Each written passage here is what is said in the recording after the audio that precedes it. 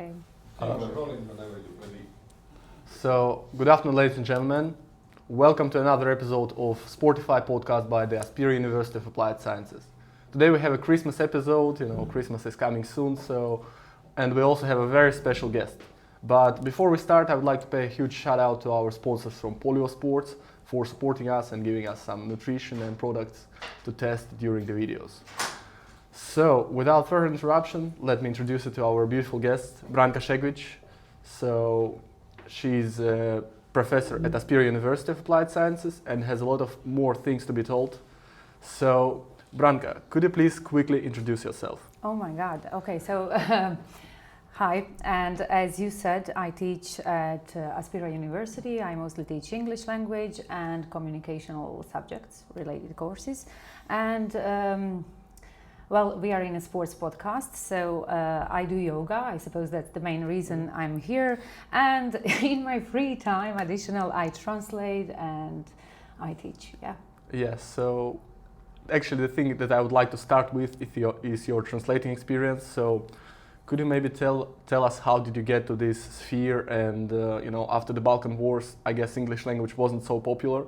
So could you please tell us how did you come to this idea to study languages, to teach languages, and to get to this sphere in general?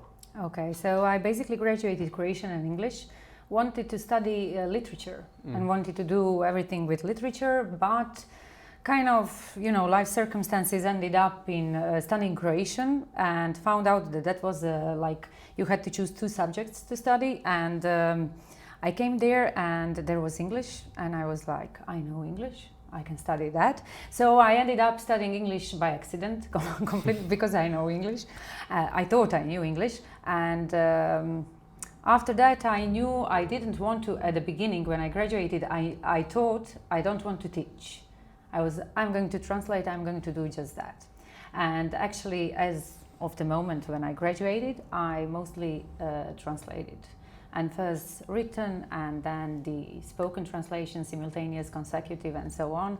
And I would say this is most of my experience. And later on, when you find yourself behind a computer translating all day, you start to miss people. And this is how I changed my mind and decided to go into teaching too. And now I balance, because both sides give you something. You have people around you. It's in teaching, but for example, as for the language, I think I improve my language more while translating than teaching. Okay, that's really impressive story, to be honest. And I'm actually really surprised that you accidentally started teaching English and started learning English, because you can never say so by the way you're teaching with all the enthusiasm. And yeah, I really liked your lessons while we had them last year. So that's impressive. And I would also you were saying that you were translating at the same time simultaneously. And as I know, and you were telling us that you were participating in some doping courts at the class you were telling us. And could you please tell us about this experience, about this moment of your life? How did it influence you, and maybe what new did you find out? Oh my God, how it influenced me. Well, I found out doing sports translation, translation can be fun. Because before that I used to, when you do consecutive simultaneous translation, you are usually in a context of some conference or something like that, or when you do translation as a court interpreter, you are at a court, and this is all very serious. And if we talk about the conferences, usually they are political, some kind of political topics. So all the translation contexts that I had before starting translating sports context were very serious, very formal, and so on.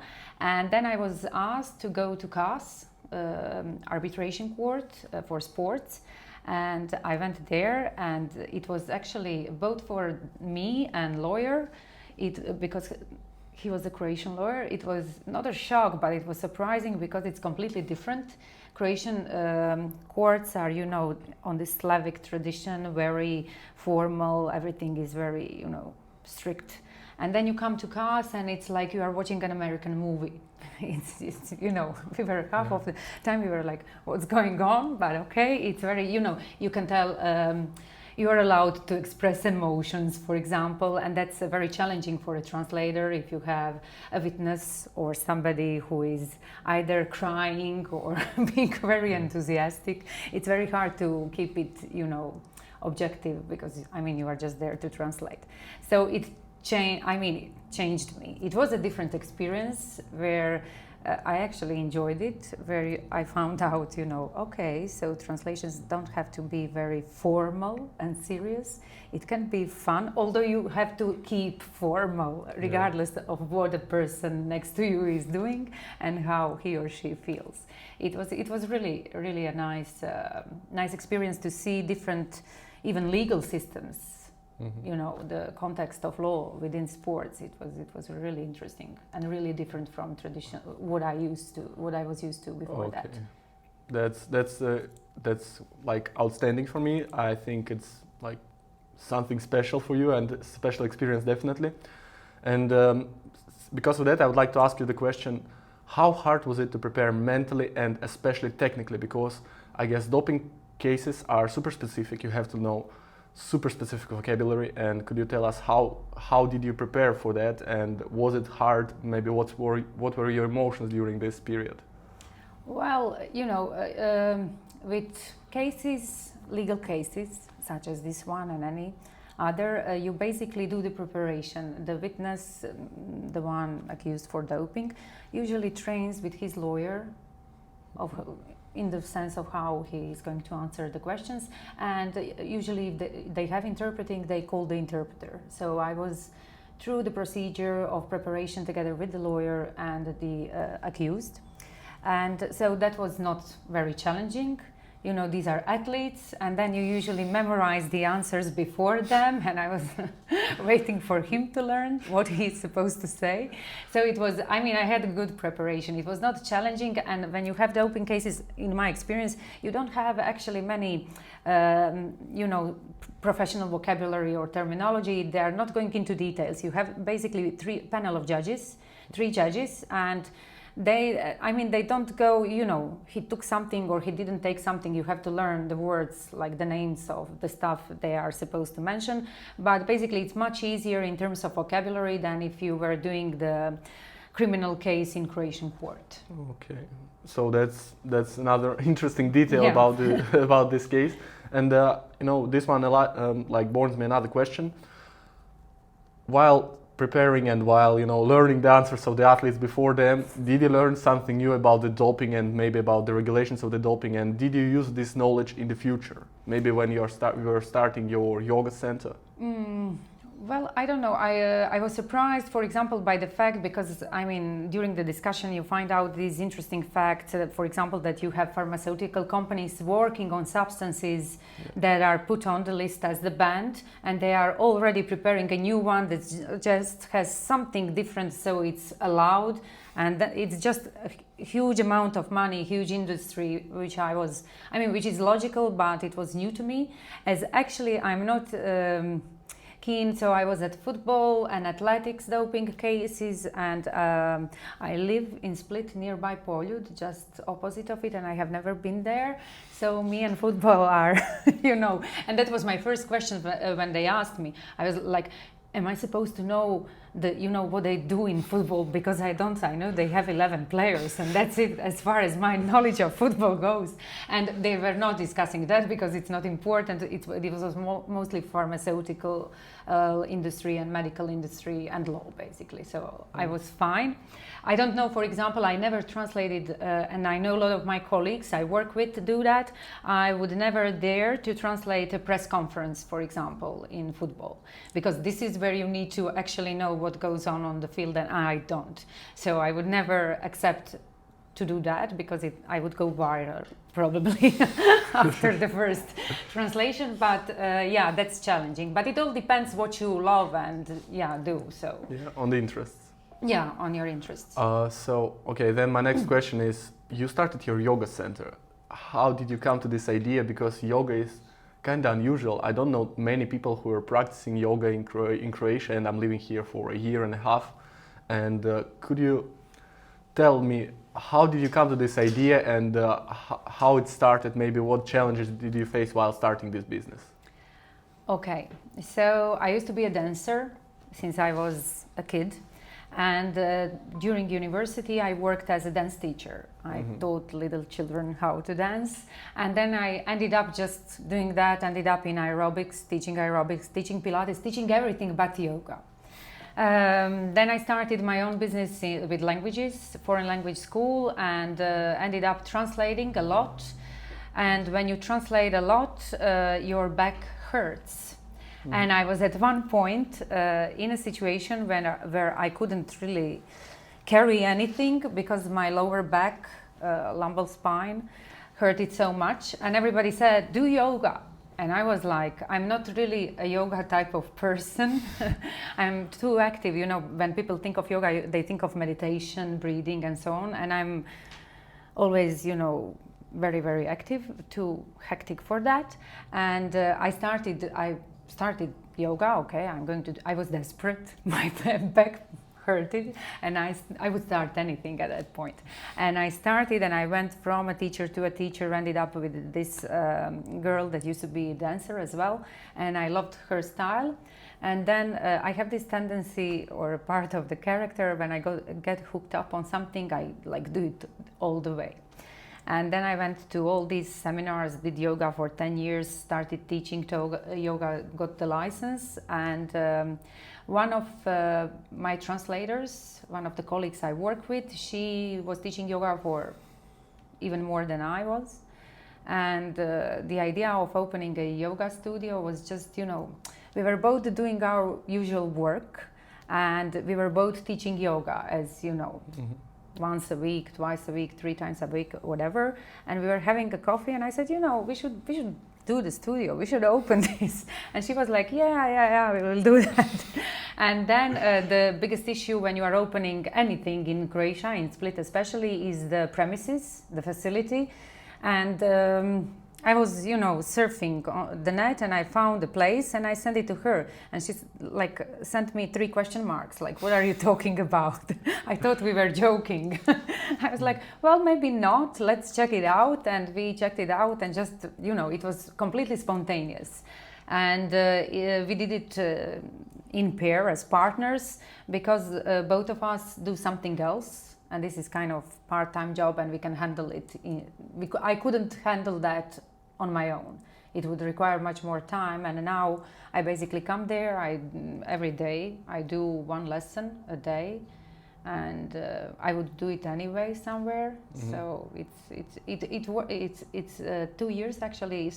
We are celebrating our 2nd birthday soon, and it's really going okay, better than I expected. Wow, Yeah. that's really great news for me, Yeah. and I hope my congratulations to your success. Thank you. And another thing, actually, I know that it's not, you're mentioning that you're doing some different things on your own, and that's actually my next question, because as I know, you're also owning a language center. Yeah. Could you tell us about it, and what's this language center specialized on, and what are you doing there? And like another question, how did you come to this idea? Okay, so that was the logical. After I graduated, I started translating on my own, and started then, after a certain period of time, I started teaching a bit, managed a foreign language school, and then I decided I will do it on my own, both the translating and the teaching, and opened my own language center. So we have 2 parts. You have the language school and you have the translation center, and we are doing all kinds of translation, written, court interpreting, simultaneous, consecutive, whatever. And the foreign language school part, where, I mean, in Split it basically comes down to English, German, Spanish, a little bit of French, and yeah, basic languages, I would say. Okay, so that's typical language school with some special features, let's say this way. Yeah, like 2 language school and a translation center, something like that. Okay, Yeah. interesting. And how is it going? Is it popular thing in Split, Croatia? Because I know that a lot of people are speaking English, and like I would say 90% of especially younger people, younger generation, understand English and can speak fluently. But maybe who is your target audience? Who are your main customers? Well, basically we have, depending on the colleagues who does what, but basically we teach from elementary school. I think our oldest student was 70 something. Wow. So, but mostly grown-ups, as we do a lot of communication workshops as well, in presentation skills, in communication skills, public speaking and so on. So mostly we focus, when it comes to teaching, we focus on grown-ups, on adults. And that's the part as for the school. And if we are talking about translation, I would say that's the greater part of profit, translation. And regardless the fact that everybody speaks English, when you have any political event, anything that has to do with politics, it has to be officially translated, because we are supposed to speak in Croatian, the politicians and whatever, and they have to have, regardless whether they know English or not, they have to have a translator. So this is where we jump in. Anything basically that happens around here is we are translating it. You don't have many in Dalmatia. I think there are 8 translators in total that go into the booth and really do simultaneous translation. So people are usually afraid of doing that. Although I don't get it, because consecutive translation is, for me, it's much more challenging. If you are in a booth, it happens at the same time, and it happens to me that I'm at 8 hours at the conference, I translate everything, I come home, my husband asks me what it was about, I don't know. It's just, I hear it and I say it, and I don't cognitively, think about it actively. And in consecutive translation, you are exposed. So you are up there with the speaker speaks, he stops, and then you are supposed to say the same in different language. So he can go on for 5 minutes. It's very hard to take notes. You have to think about, actually, you have to use your brains to do consecutive, and I hated that. Simultaneous, but a lot of people, a lot of translators are afraid of going into the booth, I guess, because it's all at the same time and it's stressful. But, and I used to think that as well, but when I started doing simultaneous, now when somebody asks me consecutive, I'm like, can I have the boot, please? Just don't put me out there. So yeah, it's dynamic. It can be stressful. It can be stressful because they usually don't give you any materials to prepare, and then you are kind of supposed to read somebody else's mind. And they think usually the perception of translator is like, the language, what's the problem, and they don't even think that they don't know all the vocabulary in Croatian. So they just imagine that, you come and just translate this for 5 hours. What's the problem? So yeah, it's challenging, it's demanding, and yeah, but I love it, because this, unlike teaching, maybe it gives you an opportunity to learn something new every day. So we are always in the process of learning. Okay, that's really mindful, and after that's the yoga part of me. Yeah. And after you're telling me this, I would like to conclude our official, let's say, part, because later I'll ask some questions about the Christmas and Christmas traditions. Could you give some advice to the young people who are willing to start doing something but afraid of it and maybe a bit shy, maybe afraid? What advice can you give to them after all your experience you faced in the entrepreneurship, in your business? So you want some very wise Shakespearean thought for the very end? I don't have any, sorry. No, the fear that most people feel when they are about to start something, it's based on emotions, not on reason. Because if you are trying to start something, it means that you are good at it. Nobody starts something they are not good at. So basically, I think the trick is to know when to drop it. I think the problem is not starting. You should start. That's fine. Just see how it goes, and the trick is to drop it at the right moment. If you see you are failing, it doesn't work, just don't go too deep into the failure. Just leave it in the right moment. But basically, I don't see the problem with starting. That's my attitude. That's why I started. Okay. I'm like always, go for it. Let's see how it works. If it doesn't work, okay, it doesn't work. And I think the fear of starting things is related a lot with ego. What if I fail? So what? You will fail and you will try again, and that's fine. I think that the trick is to know when to leave. Okay, that's really interesting answer. So yeah, with that, I would think that our business part is over. So now it's Christmas time, and Okay. you are traveling a lot, and due to a business, not only like due to personal reasons. Maybe could you tell us about your Christmas experiences and in which country you like it the most? Maybe you've been outside of Croatia. Okay, well, usually I spend Christmas in Split. I spend it with my family. I'm at home. The New Year is usually when I tend to travel. So I cannot really say. I mean, I have seen the fairs and stuff like that in different cities, but I prefer. It's kind of traditionally, you know, family gathering and family holiday. So I try to spend it with my family. And then I am more of a traveler when it comes to New Year holidays and stuff like that. Yeah. Yeah, that's really interesting. So, and actually cultural differences about the New Year and Christmas. Because for me, I'm from Russia, and there New Year is the main celebration of the year. Christmas is not so much. And here in Croatia, I'm coming, people are celebrating both. Yeah. Could you maybe explain how it's happening and like what's the difference, because you're anyway well, celebrating? I think you noticed very well that people in Croatia celebrated both, but they don't celebrate just Christmas. We like to celebrate, especially this region. I don't know. You were not probably here at the time, but we had this famous singer who died, and the funeral was celebration. We are crazy. We just, you know, any opportunity that we can take for celebrating, we do it. We are good at celebrating. Not actually very good at, you know, being efficient, but we like to celebrate and we make a fuss of everything. That's the Croatian spirit, if I may say. Okay, so that's really interesting.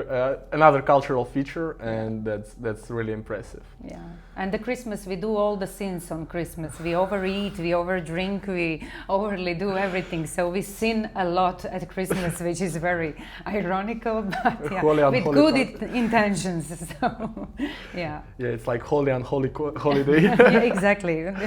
Yeah, so that's really great. And okay, let's have a short break, have some water, and then we are going to meet the Blitz part. I'm going to ask some short questions, and you are going to answer. Not mandatory shortly, but just... No pressure, but... Yes. Okay. So, my question, I have 10 God. questions. So, your favorite country for the traveling? Spain. Spain. Best destination in Croatia? Oh my God, probably some island, Vis. Favorite football club? Don't know. Okay. And I'm not going to say Hajduk. If you have to choose one hobby or one thing to be done for the rest of your life, what would it be? Reading. Reading, Yeah. okay. Interesting. The language you would like to learn in the future? Oh my God, Finnish. Finnish? Yeah, it has 14 cases, 14 different cases. Croatian has just 7. I would like to see how that works. Okay, so favorite dream destination, the place you've never been but you would like to visit? Oh my God, I don't know. I would like to. I wouldn't like to go to anywhere in America except New York. So maybe New York. New York, Big Apple. Yeah. Okay, your favorite childhood Christmas memory? Well, oh my God, I don't know. No, I don't know. I'm Okay. taking the. It was just a family. Yeah, it was just, you know, I'm thinking in my head every Christmas was the same. Come on. In puberty, you know, I came there, was supposed to be with my family, fought them a little bit, and went out. It's changed as I grew up, but yeah, it's like typical. Okay, favorite Christmas food? Favorite Christmas food? Okay. Actually, it's before Christmas. The day what we eat the day before Christmas is called bakalar, codfish, I think. Oh, okay. Yeah. Glintwein or hot chocolate? Hot chocolate. Hot chocolate. And your favorite job, like among all the businesses and things you have? I don't know. May I? Okay, simultaneous translation and yoga. Okay, great. So that's it for today. I'm not going to torture you anymore. Thank you. Okay, so thank you everyone for watching. I hope you really enjoyed this episode. If you did, please don't forget to leave a like and a commentary how we can improve for the future. And see you in the next episode. I wish you a Merry Christmas and a Happy New Year.